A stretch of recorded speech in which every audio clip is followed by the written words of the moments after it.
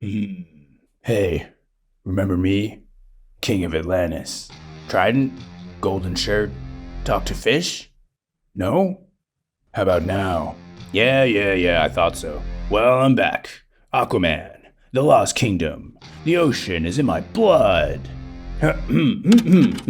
Off the staggering and all but inexplicable success of the first Aquaman, DC and Warner Brothers are set to release the sequel, Aquaman The Lost Kingdom, on December 22nd. The film has faced setback after setback between 3 sets of reshoots, a somewhat problematic cast member, and the completely shambolic, ever-evolving nature of the DC Extended Universe. So can it hope to match or even approach the success of the first, or even make back its $205 million budget? Let's talk about it. The first Aquaman is DCEU's highest grossing movie ever at $1.1 billion. Part of this success was just down to timing. It was released right around Christmas 2018, arguably the peak of the superhero movie age, when audiences were open to anything superpowered, and Aquaman rode that wave that had been building for the last decade. It also crossed genres, venturing into fantasy territory, leveraging Momoa's role in Game of Thrones, and widening the film's appeal. You guys remember that other one where his wife turns out to be, quite a firecracker, shall we say. He probably thought he was safe with Mira when he read the script, but, yeah. Beyond that, the film pulled in unprecedented returns overseas, taking just under $300 million from China alone. It's hard to say exactly why that was, but remember the Meg did fantastic numbers in China too, so maybe they just really like ocean adventures out there. Or people riding giant kaiju? Wait. Imagine the box office numbers if Statham rode the Meg into battle. Or maybe it's something else entirely that we haven't thought of. Let us know in the comment section. Part of it was also just good old-fashioned organic marketing. Let's face it, Jason Momoa is hunky and charismatic. People like charismatic hunks. The Hawaii native did a traditional Polynesian war dance on the red carpet, and the rest was history. Momoa is also a stark contrast to the blonde-haired, pale-skinned Aquaman from the comics. It's easy to root for a Pacific Islander as a protector of the oceans, and people were happy to support him as he learned about his Atlantean history and fought for peace between the surface worlds and the kingdoms under the sea. So, what's the new film about? Well, as we know from the very down-to-earth, average Joe voiceover in the trailer, it's set 4 years after the events of the first film. Arthur Curry is now a doting father to his aqua baby, and loving husband to his aqua wife. We assume he married Mira at some point, but it's really hard to say as she's only in about 8 frames of the whole trailer. He lives on the surface, still palling around with his dad, drinking heavily, as you do with old pops. He's just a regular Joe Schmo. He even found a job. Welcome to the grind, buddy. Working life's a drag, but you gotta do what you gotta do for your fam. Oh wait, what's that? Oh, your job is being king of Atlantis? Right. Yeah, so anyway, he's just a regular old 6'4", 200 plus pounds, superpowered fishman. His idyllic life is under threat from his greatest enemy, the Black Man. The Black Manta, damn it, who is still trying to get revenge for the death of his father. As well as his bug eye mask that turns water into energy blasts, he now has a black trident, and everybody's pretty concerned about that. An Aquaman movie where Black Manta is trying to get revenge for the death of his father, and there's a very powerful trident previously thought to be lost that grants the wielder immense powers? Yeah, honestly, doesn't sound like that'll make any money. Anyway, Curry must join forces with his half-brother Orm as the two embark on a buddy movie adventure to stop Manta and his army of undead mer people?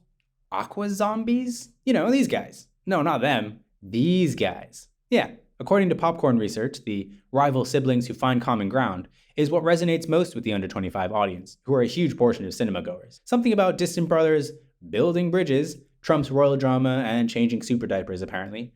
But it seems they're going for broad appeal here by hitting all three. Bottom line is, between taming kaiju and riding seahorses, Aquaman has to make sure he's home in time to put Aquababy to bed. Otherwise, I guess Mira does it. Again, we really get no indication in the trailer of what she's up to. The studio went back and forth about shoehorning in various Batmen to tie the film into the wider DCEU, but considering that's all over now, keeping it simple and building up the characters from the first film seems like the right way to go. Aquaman is by far the strongest draw for the film anyway, and is the third favorite among DC fans, with Harley Quinn topping the list. But let's be honest, they already had enough trouble dealing with one hot, unpredictable chick in the movie. The trailer seems to be part dark existential threat and part buddy comedy. Not the first time a comic book movie has tried to walk this line, so it'll be interesting to see how director James Wan will balance the different tones. Those familiar with the comics are speculating that the dark overtones and Black Manta wanting to, and let me make sure I get this right here, murder Aquaman's family and end the bloodline allude to a tragic storyline that threatens more than just the kingdom of Atlantis. This darker tone has proved successful in the past for DC with films like The Dark Knight, and conversely, fans are growing tired of the quippy, tongue-in-cheek Marvel movies that remove all the weight from character deaths by bringing back alternate versions of the fallen heroes. But would Aqua infanticide be too far? It would certainly get the people talking, and make this film stand out in the comic book movie world. And with Wan's horror pedigree, we know he could pull it off. Momoa himself approached Wan about focusing on Aquaman as a father, as he sees the two films as two parts of Curry's life.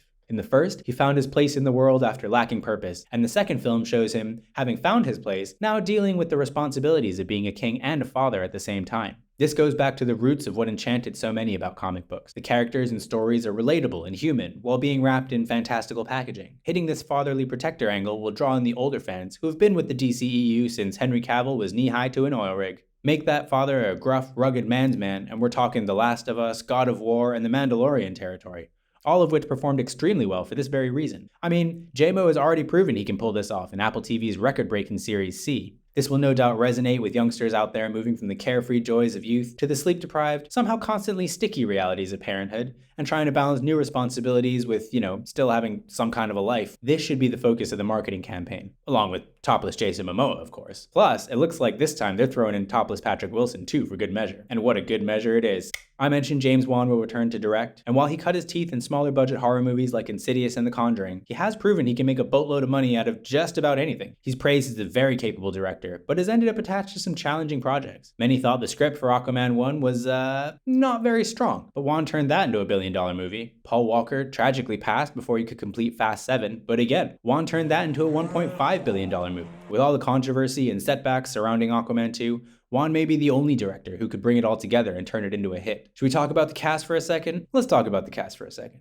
The main draw is obviously Jason Momoa. His mass appeal was the key to the success of Aquaman 1, managing to engage a majority female audience who on average rated the film higher than male viewers. Not an easy thing for a comic book movie to do. Social media played a big part in this as the hashtag #MomsForMomoa flooded the internet like the rising tide, playing on the eagerness of moms to take their kids, or really anyone's kids, to the movies to catch the topless star. Combine this with the campaigns highlighting Nicole Kidman's role as the strong mother who must make a sacrifice for her son, and the film was a hit with female audiences. The Lost Kingdom has been hamstrung by the SAG-AFTRA strike, as stars were not able to promote the film. A huge blow given Momoa's 17 million Instagram followers, and just general magnetism in interviews. His recent turns in both Dune and the Fast and Furious franchise earned him huge notoriety and relevance, with the fanbase for Dune overlapping significantly with that of comic book movies. Actually, the Fast franchise fanbase overlaps very nicely with Aquaman 2, according to our data. I mean, if you think about it, both are all about family and beefcakes and impossible physics and rival beefcakes and even warring brothers turned allies. Really, if you swapped out souped up cars for sharks and seahorses and street racing for trident fights, they're pretty much the same movies. Other big names are returning as well.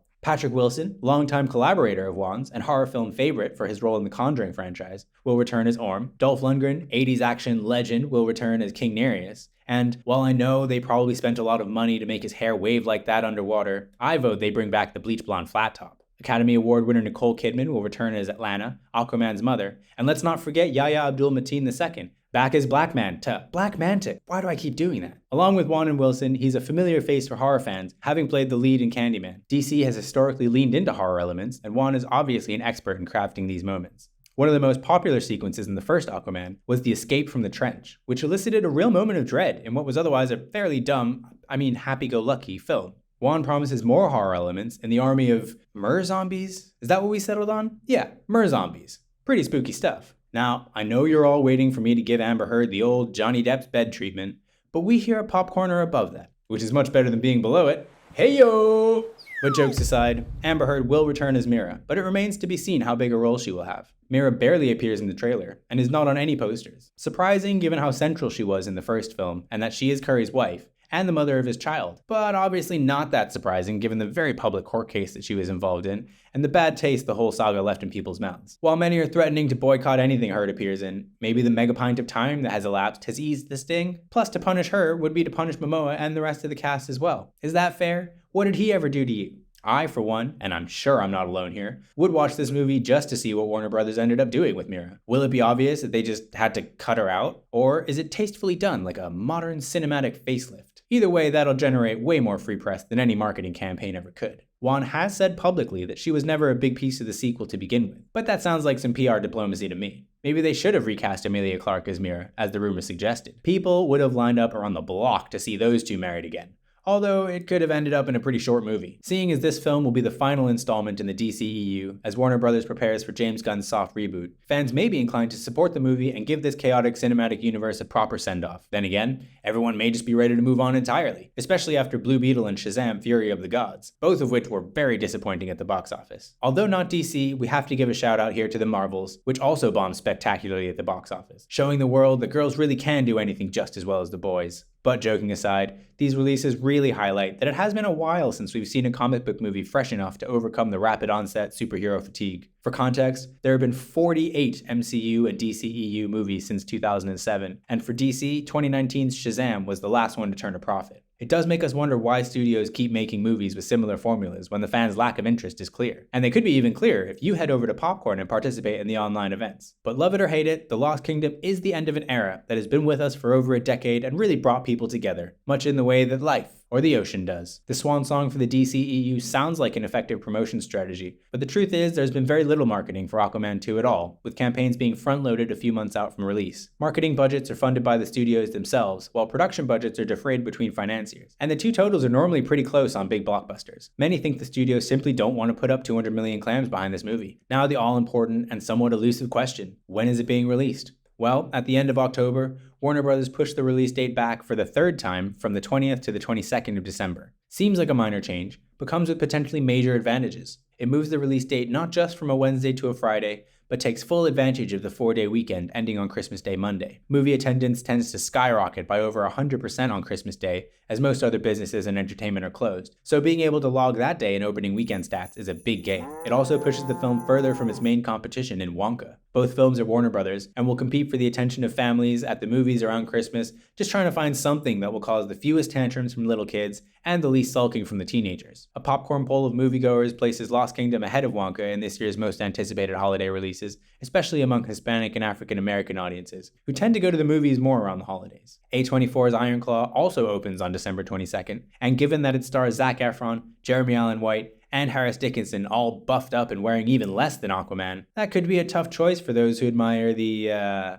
artistry and culture to be found in modern cinema. But enough of what we think, we want to know what you think. Do you care at all about superhero movies anymore, regardless of who makes them? Will James Gunn be any more successful at the helm of the new DCU? Is it even possible to make talking to fish look cool? Head on over to Popcorn and join our online events, so you can tell the studios exactly what you think about what they're doing to your beloved franchises. And if you're looking for more analysis like this, check out our last video about bike riding bad boys, on screen now. Click me and subscribe.